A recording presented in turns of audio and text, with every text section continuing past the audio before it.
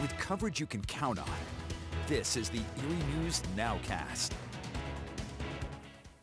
Hey, good morning, everyone, and thanks for joining us for the Erie News NOWCAST. I'm Molly Samura. We begin with lots of reaction this morning to the Pennsylvania Commonwealth Court Wednesday decision to throw out the state mask mandate for schools. But it doesn't look like a lot of school districts are going to be changing their policies right away. A panel of 5 state judges ruled that acting Health Secretary Allison Beam improperly issued the school masking order back in September. A number of Harrisburg Republicans questioned her authority to do that, and it seems the judges agree. Wednesday's ruling comes 2 days after Governor Wolf said he'd let the mask mandate expire in January. His administration already appealed Wednesday's ruling to the state Supreme Court. So with the new mask rules about masking, will students here locally still have to wear masks in the classroom? Well, the issue of mask wearing in the classroom has been a big topic of discussion for the Warren School District. That's after the district was sent to court earlier this year over a mask lawsuit. But even with the news that came out yesterday, that Pennsylvania Commonwealth Court decision to throw out the state's mask mandate for schools, the school has decided right now to not make any changes. And when kids enter the classroom today, they will still be required. Stewart tells Erie News Now it's really split down the line whether parents want their child masked or not. 50 on just about everything if you look at the vaccination percentages and where people are. So there are folks that are very passionate, one way or the other about masks and vaccination, quite frankly. And we will continue to follow this story, but for now, masks are still required at the Warren County School District. And meantime, leaders of the Warren General Hospital say that the facility is at full capacity as they deal with an influx of patients with COVID-19. Warren General Chief Nursing Officer told the Jamestown Post-Journal that they're seeing a huge number of COVID patients, along with a number of people in the hospital for other reasons. It's reportedly impacting their non-emergency surgery schedules at times. They say it's slowing things down in their emergency room, delaying some patient transfers, and putting a major burden on the staff. According to the health department, about 45% of the people in Warren County are fully vaccinated. And Erie County is coming off its highest one-day number of new COVID cases since last December. The health department reported 254 new cases in Erie County, 81 in Crawford County, and 70 new positive test results in Warren County. You can get a look at these numbers anytime by heading to erienewsnow.com. And Erie News Now is making it our mission to save you time and money throughout the holiday rush. And Thanksgiving is just 2 weeks away, which means many people might be thinking about that big holiday meal. Arlena Jonathan checked in with Copley Fresh Farm to see how business has been going for them. We're at 120 turkeys. That's double the amount of turkeys at Copley's Fresh Farms that they had last year at this time. We sold out last year before we even hit November, so we knew there was a demand for more Thanksgiving centerpieces. Uncertainty with supermarket prices might be the driving force for people to buy from fresh local farms this holiday season. Danielle Copley says a farm fresh turkey will be more expensive. Although inflation hit a 31-year high in October, at Copley's they haven't had to raise prices. We try to stay as affordable as possible. Of course, our turkey is going to be a little more expensive than it is in the grocery store because it's a different product. It takes a lot to raise a turkey, but we're just excited to be here and to be helping people put that turkey on their table.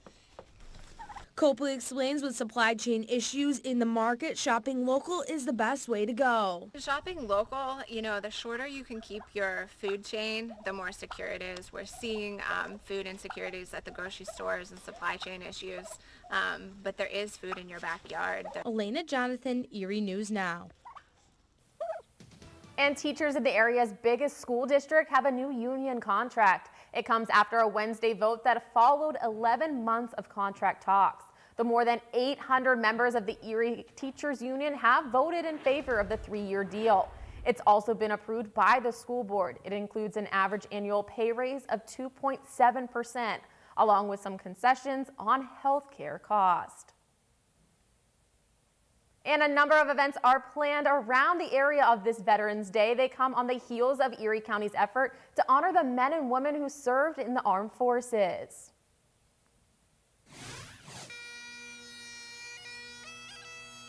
A Wednesday Veterans Day ceremony played out on the courthouse steps. The event's held every year to thank veterans for their service, specifically the 90 county employees who have served our country. There are several events being held today in honor of Veterans Day. For a list of everything happening, head to our website, erienewsnow.com. And now we want to bring in our David Walter. Folks are heading out for any veteran celebrations. How's the weather going to be looking for them? Just a bit on the breezy side, certainly warming up as we do have a nice southerly wind going right now. More clouds than sun, but 61 degrees as we check out a Presque Isle, and we will definitely notice again enough of those clouds, but sunshine coming and going in intervals this afternoon. We do have a green bars ahead. The wind is really not going to cause any major issues if you're outside, unless you're trying to rake leaves, then it gets to be a little bit tougher, but the American flag will definitely be flying free in this wind today. We've got that wind advisory that goes into effect this evening starting at 5 p.m. through 1 a.m. Main issue with the wind is going to be the potential for maybe some larger branches coming down, maybe some power outages as well. I'm not really concerned with flooding because this front moves by fairly quickly. May have a rumble of thunder, but that's basically it. Right now, winds coming in from the southeast at around 15 miles per hour, and we're expecting some of those wind gusts to occasionally be over 35, even up to 40 miles per hour. As we get towards midnight, you can see the wind shift off to the west there. That's the cold front coming on through. Winds remain from the southwest. This isn't the true cold front, I should say, but our winds do shift around from the southwest, and we will really be drying things out. Winds not as gusty for the day on Friday. Temperatures will be a little bit cooler overall. Right now, we're at 55 degrees into Meadville, lower 60s here in Erie, upper 40s in Warren, right at 50 in Bradford, 52 into Jamestown. Here is our next weather maker. It's moving through Chicago right now. You can see a pretty consistent line of showers, even a couple of thunderstorms from south to north, and that is what is going to be moving our way as we really get into the overnight hours. Futurecast for us today, you can see enough of that cloud cover out there, but once we get towards 10, 11 o'clock, that's when some of those scattered showers move on in. The main line, this is going to produce some strong gusty winds, even a rumble of thunder, possibly some snow pellets in there, but temperatures, of course, near the surface will still be well above freezing. We head on into your Friday, and look at that. Look how quickly things clear out. We're in the dry sector of this storm system that will eventually bring us more clouds and some colder weather into Saturday. And yeah, we are looking at some wet snowflakes as we head on into the weekend. Your zone outlook for today, we are looking at temperatures to be heading on up into the lower and middle 60s. We're already in the 60s here in Erie. I think we could top out maybe around about 68 degrees with that mostly cloudy sky and those breezy winds. We'll have that southerly wind in Crawford County getting us up into the 60s, but we may stop short of 60 degrees in Warren County. Still unseasonably warm weather ahead. I'll talk more about how those temperatures go down and really stay down for the weekend. That's in just a moment. Thanks, David. And if you're a vodka fan and fries, would you like vodka fries with that? That's the question Arby's has for its customers. The fast food giant is releasing 2 limited edition alcoholic drinks, Arby's Curly Fry Vodka and Arby's Crinkle Fry Vodka. Officials say both vodkas taste like their namesake fries. The Curly Fry Vodka includes cane, onion, and garlic, while the Crinkle Fry Vodka is produced with kosher salt and sugar. The 80-proof potato-based liqueur comes with a price tag of about $60. And giant holiday decor fans, rise up. You might be familiar with Home Depot's 12-foot skeleton decorations. And now Home Depot has an 8-foot nutcracker to add into the mix. Check this out. The Nutcracker features the same digital life eyes as the 2021 version of the 12-foot skeleton and can also play a variety of Christmas and holiday songs. Designers of the piece say they were so impressed with the design that they wanted the Nutcracker to be suitable for an indoor or outdoor use, which is why it's only 8 feet tall and not 12 feet tall. The Nutcracker cost about $270. Now, David, am I going to see this on your front porch for the holidays? I think I'm good. I think I'm good there. I don't even know, how do you get that from the store to your house? I don't know. I guess you probably have to assemble it.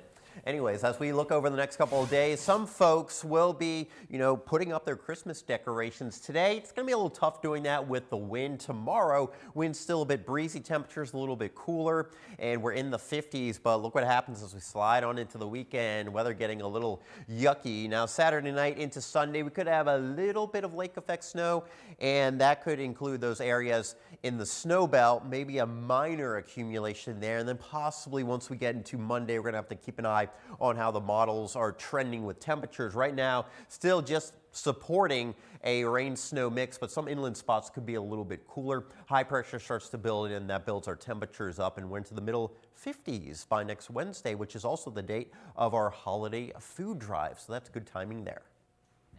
I'm not looking forward to the colder weather or the snow, but thanks everyone for joining us for the Erie News Nowcast. We'll be back at the same time tomorrow, and our next news is coming up at noon on WSCE. Make it a great day.